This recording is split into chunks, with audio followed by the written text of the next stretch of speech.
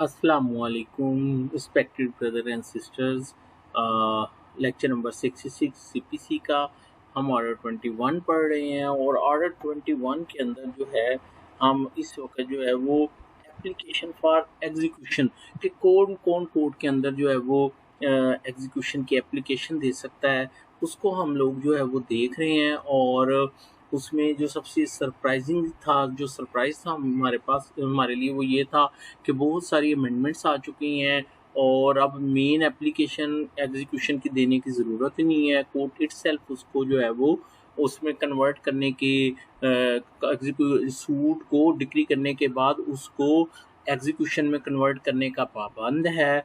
और अलबत्ता special circumstances में जो है वो एप्लीकेशन फॉर एग्जीक्यूशन दी जा सकती है। जैसे रूल 12 में हमने पढ़ा application for attachment of movable property, rule 30 में भी हमने पढ़ा for attachment of immovable property, और उसके बाद हमने इसी तरह 14, 15 और 16 में हमने application for execution by transfer of decree वो देखा। अच्छा, अब हमने इसको क्या किया, अब हम इसको बेसिकली एक लेक्चर की बजाय हमने part A, part B, part C किया। तो अभी हमने पार्ट ए जो था लेक्चर का उसमें हमने रूल 10 to 15 देखा।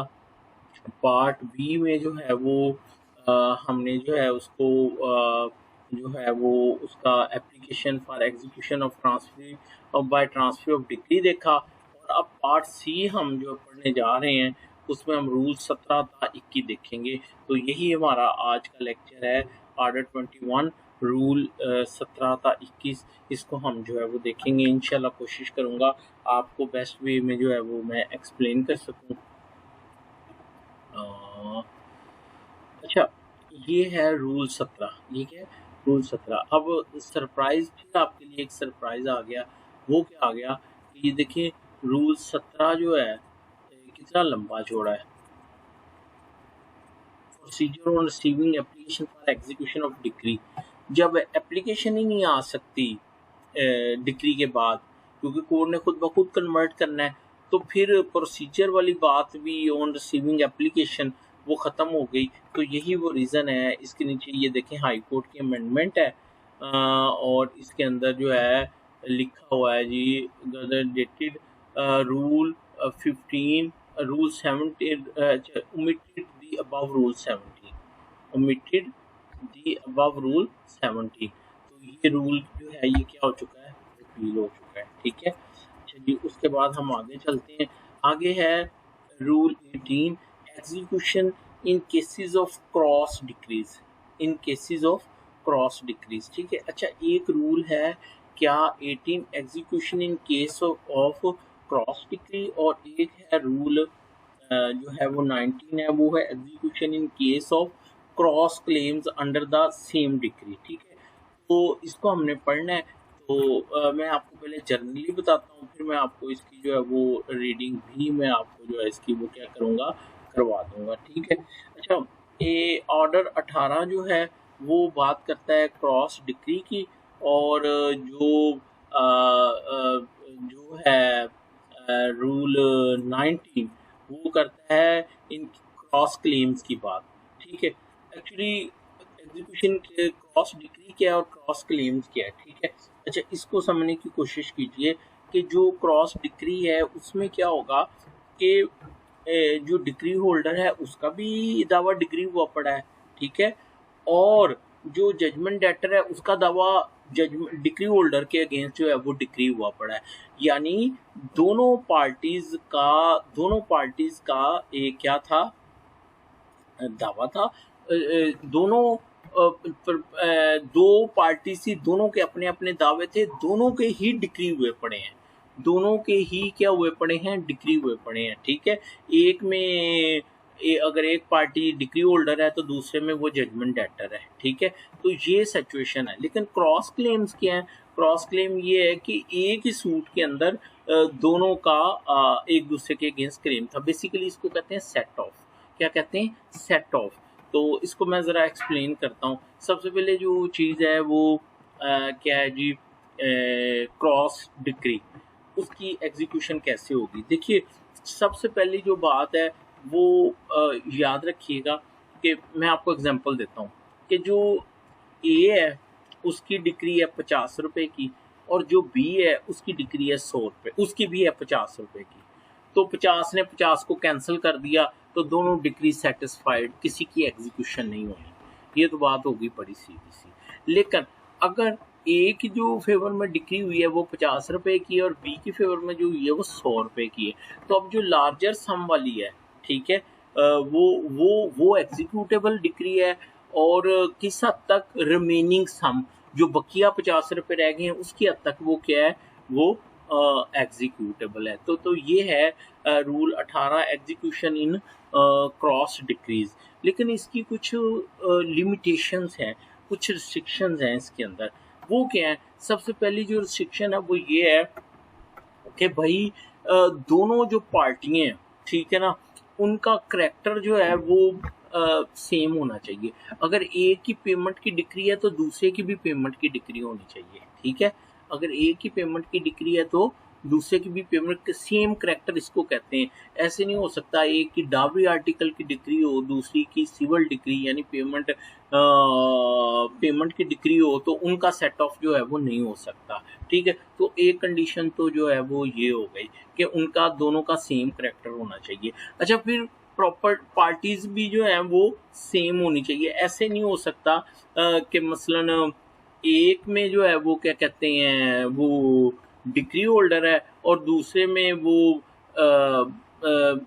या इस तरह कह लें कि एक में जजमेंट डेटर ज़्यादा है और दूसरे में डिग्री होल्डर ज़्यादा है, ठीक है।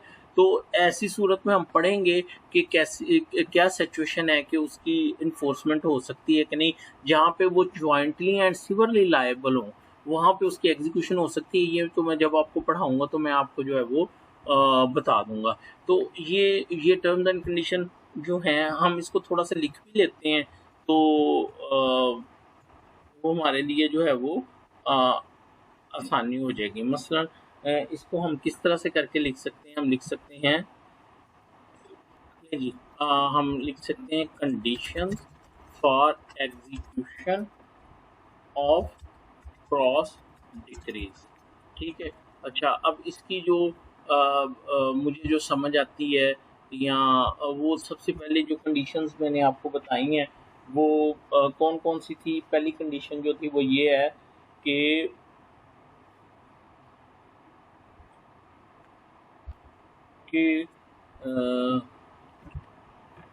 वो है cross decrees have been pass through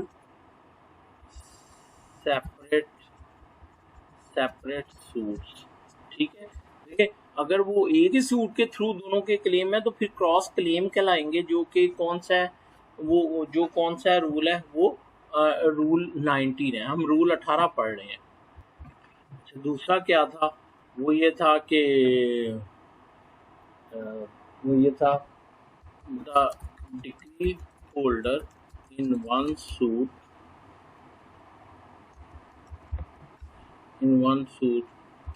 should be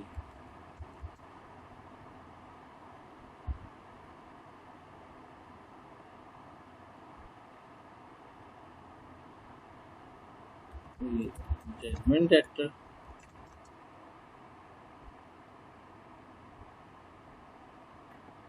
the decree holder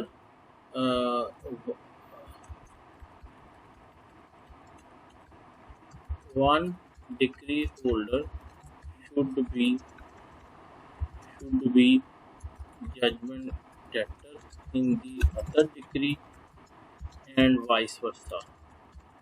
यानी दोनों क्या होने चाहिए? एक दूसरे की डिग्री में जजमेंट डेटर होने चाहिए। बोथ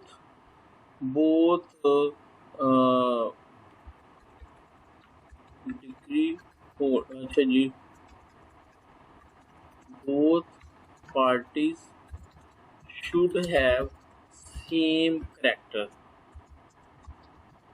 सेम करेक्टर का क्या मतलब है? कि अगर एक की पेमेंट की डिग्री है तो दूसरे की भी कौन सी डिग्री हो? पेमेंट की ही डिग्री हो। अच्छा जी, अब बहुत important, the both decrees should be for the payment of definite sum. ये क्या चीज़ है? देखो मेरी बात सुनिए, ऐसे भी तो हो सकता है कि कोर्ट ने कहा हो कि भाई एक पार्टी के हद तक प्रिलिमिनरी डिक्री पास की जाती है कि he is entitled to recover, लेकिन वो कितनी अमाउंट का रिकवर करने का हकदार है उसके लिए कोर्ट कहता है कि अभी एग्जीक्यूशन मजीद चलेगी। तो यहाँ पे क्रॉस डिक्री वाला कॉन्सेप्ट जो है वो अप्लाई नहीं होगा। यानी यहाँ पे डेफिनेट सम कंक्लूसिवली डिसीजन होनी चाहिए। तो मसलन ए अगर है डिग्री होल्डर तो उसके बारे में हो कि उसने 100 रुपया रिकवर करना है, और बी के बारे में जो है वो और उसने 200 रुपया रिकवर करना है। कहने का मतलब ये है कि उनके जो सम्स हैं वो क्या होने चाहिए, वो डेफिनेट होने चाहिए। ऐसे नहीं है कि अभी मज़ीद अगर इंक्वायरी चलनी है तो फिर ये वाला जो है वो अप्लाई नहीं करेगा उसके अंदर। अच्छा, फिर both execution of both decrees in the same court, same court के पास होंगे तो क्रॉस डिक्री वाला कॉन्सेप्ट अप्लाई करेगा। लेकिन अगर एक एग्जीक्यूशन एक जगह पे चल रही है, दूसरी किसी और कोर्ट में चल रही है, तो फिर वो क्रॉस डिक्री वाला कॉन्सेप्ट जो है वो अप्लाई नहीं करेगा। तो ये वो कंडीशंस थी कि अगर execution for conditions for execution in cross decrease, ठीक है। तो आप जब पढ़ेंगे तो आपको बहुत सारी चीज़ें जो है वो मज़ीद जो है वो क्या हो जाएंगी, वो क्लियर हो जाएंगी। Execution in cases of cross decrease, where applications are made to a court for execution of cross decrees in separate suit for the payment of two sums of money, ये सेम करेक्टर हो गया। to for the payment of two sums of money passed between the same parties and capable of execution at the same time by such court, ठीक है, उसी court के अंदर वो and capable of execution at the same time. ये capable से क्या मुराद है, वही सम जो है वो डेफिनेट होना चाहिए। ये नहीं है कि एक एग्जीक्यूशन तो फाइनल होगी है, दूसरी अभी जो है वो प्रिलिमिनरी हुई है या उसने अभी चलना है, तो फिर वो क्रॉस डिक्री वाला जो है वो कॉन्सेप्ट अप्लाई नहीं करेगा। Capable of execution at the same time हो और बिटवीन दी सेम पार्टीज हो, बिटवीन दी सेम पार्टी हो, जो एक में जजमेंट एक्टर है और दूसरे में वो क्या हो, अगर कोई और थर्ड पर्सन आ जाता है या उनके शेयर आगे पीछे हो जाते हैं तो विद एक्सेप्शंस जो है फिर उसकी एग्जीक्यूशन जो है वो क्रॉस डिग्री के तौर पे मुश्किल हो जाती है। ठीक है, तो अब क्या कंडीशंस आ गई जी आपके पास, वेयर एप्लीकेशन आर, अगर मैं इसको इस तरह से लिखना चाहूँ,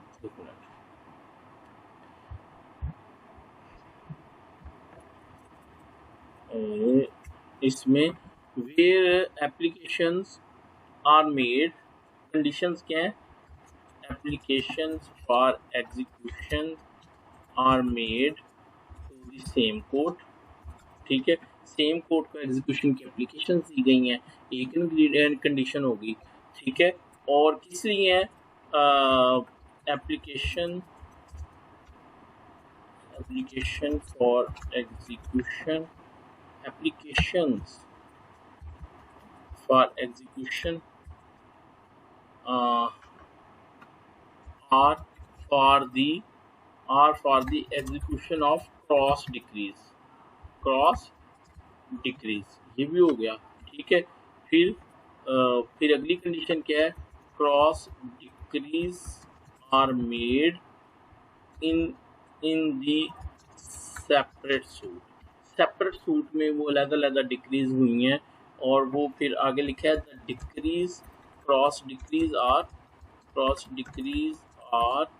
for the payment of sums, ये टू सम्स ऑफ, यानी मनी डिक्री हो, क्या हो, cross decrees are money decrees, ये भी इसका क्या हो जाएगा, इंग्रेडिएंट हो जाएगा, ठीक। फिर उसके बाद अगला इंग्रेडिएंट क्या है, वो है cross decrees are between the same parties, ये भी हो गया, ठीक है।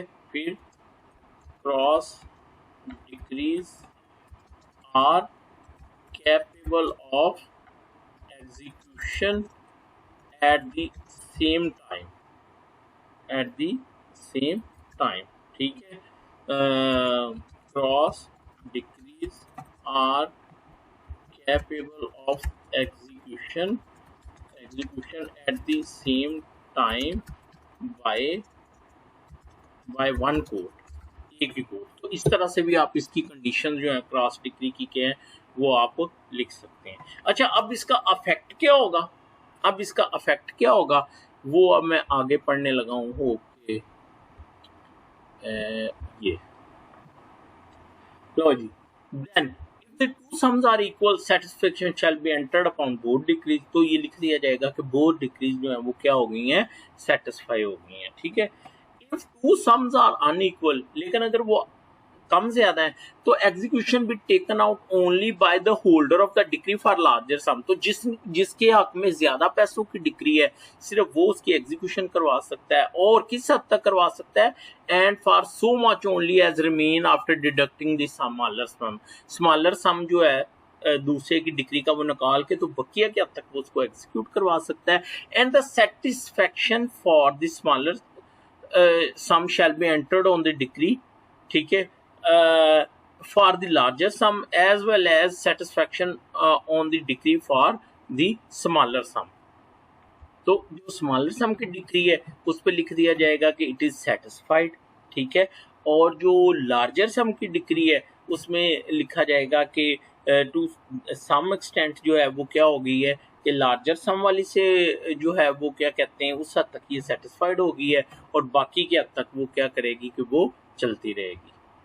उसके बाद this rule shall be deemed to apply where either party is an assignee of one of the decrees and as well as in respect of the judgment debtor due by the original assigner as in respect of judgment debtor due by the assignee himself। अच्छा, ये एक चीज पीछे हमने order 21 rule 16 भी देखा था ना, असाइनमेंट वाली बात जो थी, ठीक है। तो अब एक बात देखिए मेरी बात की, अगर किसी ने ऑर्डर 21 रूल 16 के तहत जो है वो क्या करवा लिया है, असाइनमेंट करवा ली है, तो अब जो असाइनी है, जो ट्रांसफरी है जिसकी फेवर में आया है, उसने step into the shoes of the original decree holder किया है।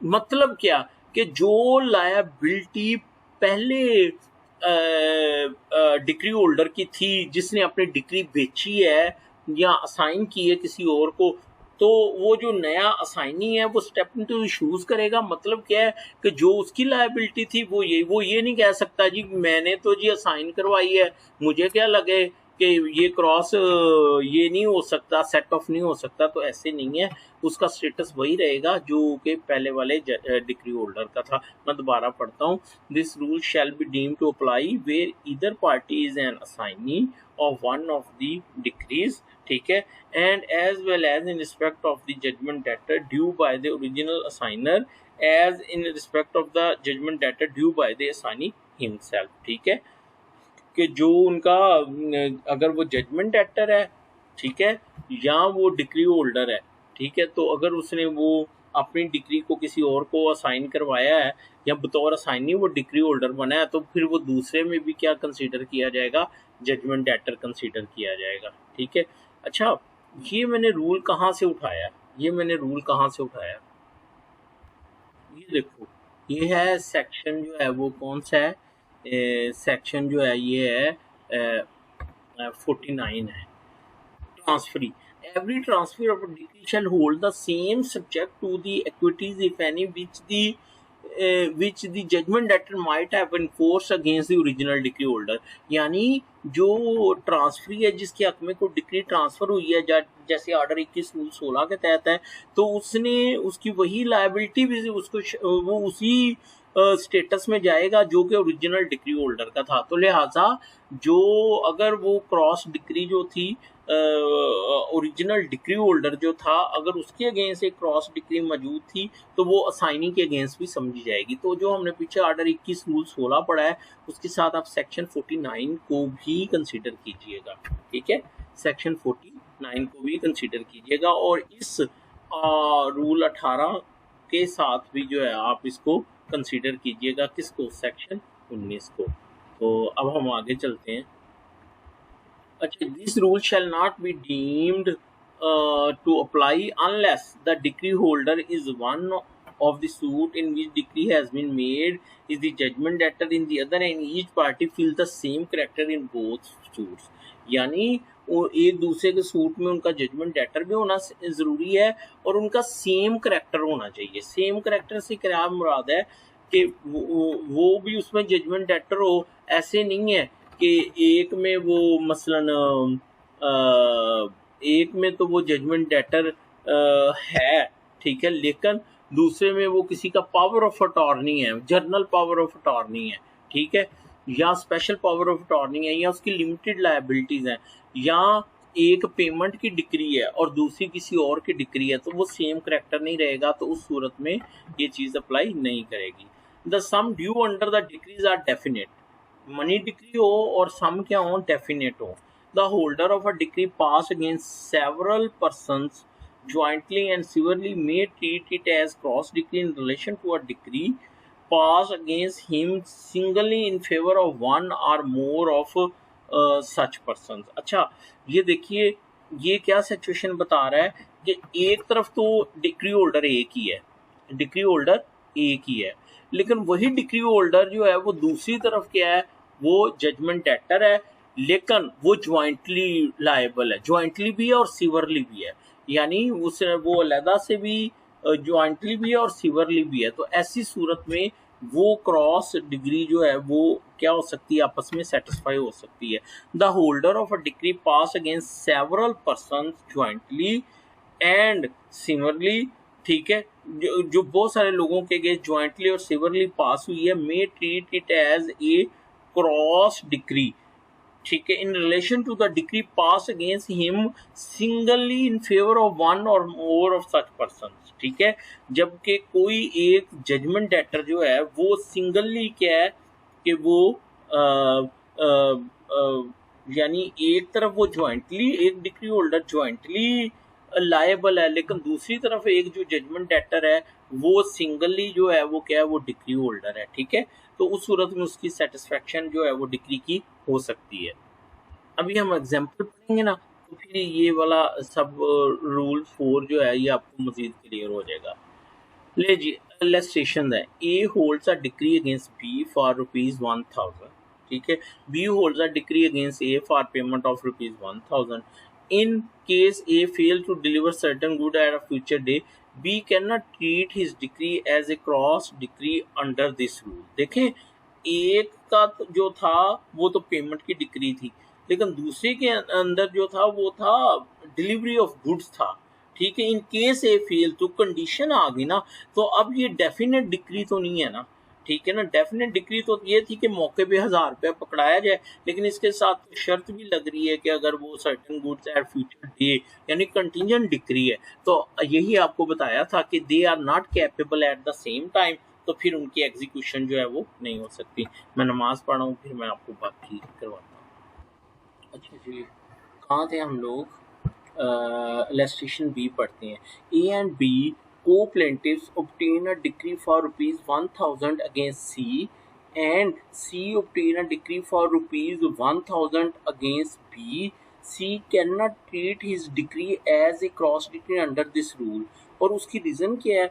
उसकी रीज़न ये है कि यहाँ पे ए और बी जो है उनकी ज्वाइंट डिक्री है, ठीक है, जबकि यहाँ पे जो है वो यहाँ पे जो है वो सी जो है उसकी जो है वो एंड सी ऑब्टेन डिग्री, और जबकि सी की सिर्फ बी के अगेंस्ट है, तो इस वजह से इनकी जो है वो एग्जीक्यूशन जो है वो क्रॉस डिग्री इसको ट्रीट नहीं किया जा सकता। A obtain decree against B for ₹1000, ठीक है, C who is a trustee for B obtain a decree on behalf of B against A for B can not treat C as cross decree under this rule. Reason क्योंकि उनका character same नहीं है, वो as a trustee degree ले रहा है, वो as a खुद उसकी फेवर में इन यानी जैसे ए जो है वो अपनी ज़ात के लिए डिग्री है उसकी फेवर में ना, लेकिन जो ट्रस्टी है वो उसका तो करेक्टर कुछ और है ना, इसीलिए तो कहा था कि सेम करेक्टर के अंदर हो। A B C D and A B C D and E are jointly and severally liable for ₹1,000 under a decree obtained by F. अच्छा बच्चों, jointly and severely liable का क्या मतलब है? इसका मतलब ये है कि जो जो मसलन फर्ज कर लो इनमें से जो है वो ए जो है ए वो अगर दे देता है अपने हिस्से का ₹250, तो क्या उसकी जान छूट जाएगी? नहीं। क्यों? क्योंकि वो सेवरली तो लायबल था ही था, वो जॉइंटली भी लायबल है। यानी जब तक वो अप यानी जॉइंटली उसने ₹750 भी देना है, बाद में वो बेशक बी सी डी से जो है वो लेता रहे, ठीक है। तो ये जॉइंटली भी लायबल है और सेवरली भी लायबल है, ठीक है। Under our decree obtained by F, A obtain a decree of ₹100 against F, और A ने जो है वो किसके अगेंस्ट की हुई है? उसकी डिग्री है F के अगेंस्ट सिंगली, अकेला, यानी ये अकेला, and apply for execution to the court in which the joint decree is being executed. F may treat his joint decree as a cross decree under this rule। क्योंकि वो सिविरली भी liable है, यही वो लास्ट था ना, ठीक है। तो उसकी हद तक, एक ही हद तक, सिविरली के हद तक वो क्या हो सकती है, वो एडजस्ट हो सकती है। तो होप के आपको जो है वो समझ आ गई। यानी ABCD जजमेंट डेटर थे, ठीक है, और दूसरी तरफ ए एक फाइल में डिग्री होल्डर था, ठीक है, और एफ के अगेंस्ट तो अब जो है वो ए जो है उसके ₹100 की हद तक उसको क्या करवा सकता है, डिग्री को, क्रॉस डिग्री को सेटिस्फाई करवा सकता है। तो होप कि आपको ये वाला जो था फोर्थ पॉइंट वो भी कन्फ्यूजन दूर हो गई है, ठीक है। अब हम चलते हैं execution in case of cross claim under same degree, ठीक है। ये क्या है? Where application is made to the court for execution of a decree under which two parties are entitled to recover sum of money from each other। उधर cross decree में two separate suit, two decree थी, यहाँ एक ही decree में court ने क्या किया है कि कोर्ट ने डिक्लेयर किया है कि एक पार्टी जो है वो दूसरी से इतने पैसे लेने की जो है वो क्या है, वो हकदार है। तो if two sums are equal, satisfaction for both shall be entered upon the decree. If two sums are unequal, execution may be taken out only by the party entitled to the larger sum, and for so much only as remain after deducting the smaller sum, and satisfaction for the smaller sum shall be entered upon the decree। तो smaller decree satisfy समझी जाएगी और larger decree जो है उसकी जो remaining amount है उसकी हद तक उसकी एग्जीक्यूशन जो है वो क्या करेगी, वो चलेगी। अच्छा, ये है statutory set of order 21 rule 19। एक है इक्विटेबल सेटअप, वो है ऑर्डर 8 रूल 6। वो ऑर्डर 8 रूल 6 का आप लेक्चर सुनेंगे तो मैंने दोनों का डिटेल जो है वो डिफरेंस में जो है वो आपको वो जो है वो बताया है। अच्छा जी, उसके बाद रूल 20 है cross decrease and cross claims in mortgage suit. The provisions contained in Rule 1819 shall apply to the decrees for sale in enforcement of mortgage or charge। देखिए, ये एक्सेप्शन आ गई उस चीज़ की कि दोनों जो हैं वो मनी की डिक्री होनी चाहिए, ठीक है। लेकिन यहाँ पे एक एक्सेप्शन हो गई, वो क्या हो गई कि अगर एक तरफ मनी की डिक्री है और दूसरी तरफ जो है वो मोर्गेज, मसलन एक बंदे का जो है वो क्या कहते हैं लोन नहीं पे किया, ठीक है, तो अब उसने कोर्ट में आके दावा कर दिया है किसका, decree for sale in enforcement of mortgage, क्योंकि भाई इसकी प्रॉपर्टी बेची जाए तो और उसको बेच के तो मुझे मेरे जो है वो पैसे क्या किए जाएं, वो दिलाए जाएं, ठीक है। तो दूसरी तरफ जो वो मोर्गेजी है, ठीक है, सॉरी मोर्गेजी जो है, ठीक है, मोर्गेजर जो है उसके हक में भी एक डिक्री है, उसकी अपनी डिक्री है।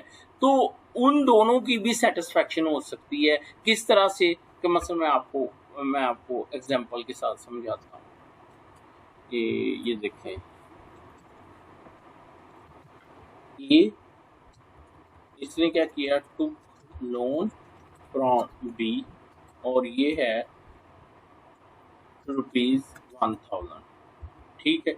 उसके बाद इसने पे नहीं किया तो B file a suit against A और सूट सूट डिक्री हो गया, ठीक है।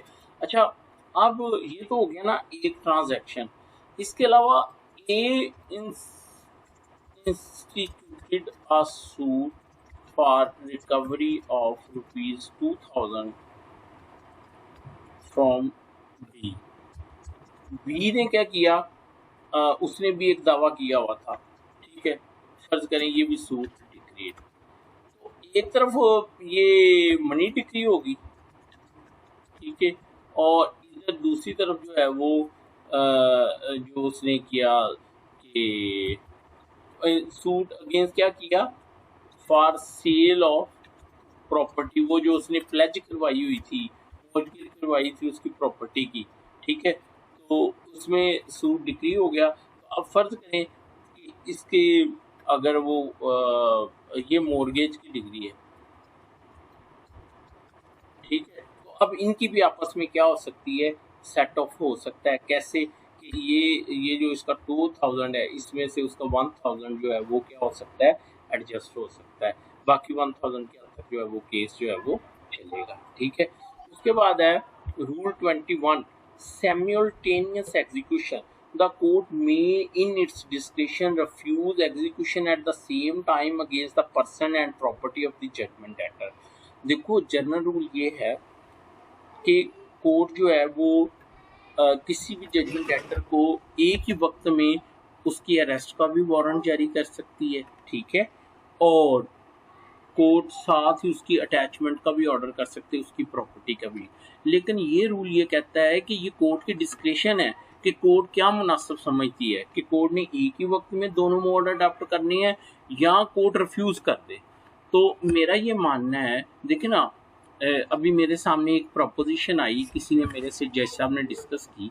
हुआ क्या उसमें, कि उसमें हुआ ये कि वो जो थी वो डिक्री थी उसकी उसकी मेंटेनेंस की डिक्री थी, ठीक है। तो उसने मेंटेनेंस पे नहीं की, तो वो चला गया जेल में, ठीक है। जब वो जेल में चला गया तो वहाँ सिविल प्रिजन 1 साल वो रहा। अच्छा, अभी उसका 1 साल पूरा नहीं हुआ था, तो फिर पार्टी ने कोर्ट से कहा जी कि इसकी तो प्रॉपर्टी भी है, आप उसको अटैच करें और सील करें और पैसे दिलाएं। तो कोर्ट ने फिर वो अटैचमेंट शुरू कर दी, उसकी सेल करना शुरू कर दिया। तो दूसरी तरफ से जो सिविल प्रिजन में जजमेंट डेटर गया था, उसके कौंसल ने कहा कि जैसा भी ये तो डबल जेपडी होगी कि आपने मुझे सिविल प्रिजन में भी भेज दिया और अब आप मेरी प्रॉपर्टी भी भेज रहे हैं, तो या तो आप पहले इसको देख लेते ना। तो मेरा ये मानना है कि कोर्ट को सबसे पहले ये देखना चाहिए कि अगर उसकी प्रॉपर्टी मौजूद है तो फिर उसकी पर्सनल एग्जीक्यूशन यानी अरेस्ट एंड डिटेंशन के बजाय पहले कोर्ट को फर्द तरीका लेके उसकी प्रॉपर्टी अटैच करनी चाहिए, उसको अरेस्ट करने की बजाय। क्यों? क्योंकि वैसे ही डिक्री सेटिस्फाइड हो सकती है, मौके पे जो है वो प्रॉपर्टी मौजूद है। लेकिन अगर पार्टी बयान लिखवाए डिक्री होल्डर कि जी उसकी प्रॉपर्टी इस वक्त कोई नहीं है या उसकी प्रॉपर्टी का हमारे पास कोई नॉलेज नहीं है, तो फिर कोर्ट ये वाला मोड ऑफ करके तो उसके अरेस्ट वाला मोड जो है उसको क्या करे, उसको स्टार्ट करे। तो उसका क्या फायदा होगा, उसका ये फायदा होगा कि फिर उसको डबल तरीके से जेपरडाइज जो है वो नहीं किया जा सकेगा। द क्रक्स जो है वो ये है कि कोर्ट की मर्जी है कि वो एक ही वक्त में सारे मोड अडॉप्ट कर ले, या कोर्ट जो है वो रिफ्यूज कर दे और वो कहे मैंने एक वक्त में एक ही मोड जो है वो अडॉप्ट करना है। क्योंकि अब एग्जीक्यूशन की एप्लीकेशन ही नहीं आ सकती, हमने पढ़ा है रूल 10 जो है वो अमेंड हो गया। अदरवाइज वो एप्लीकेशन के अंदर भी ये लिखा हुआ होता है कि पार्टी खुद बताए कि वो इस डिक्री को किस मोड के तहत जो है वो एग्जीक्यूट करवाना चाहती है। तो होप कि आपको रूल 21 जो है इसकी भी जो है वो समझ आ गई। तो ये था हमारा जो आज का लेक्चर, होप कि आपको समझ आई होगी। हमने हाईकोर्ट रूल्स एंड ऑर्डर को हम फिर इकट्ठा ही उसको एक ही वक्त में देख लेंगे, एक ही लेक्चर के थ्रू कर लेंगे। और अगर आप मुनासिब समझें तो इसको शेयर करें लेक्चर को दूसरों के साथ। और ये हमने जो है वो ये प्रीवियस लेक्चर आपको पता ही है, मैं हर लेक्चर में बता रहा हूँ आपको। और थैंक यू सो मच, शुक्रिया, अल्लाह हाफिज़।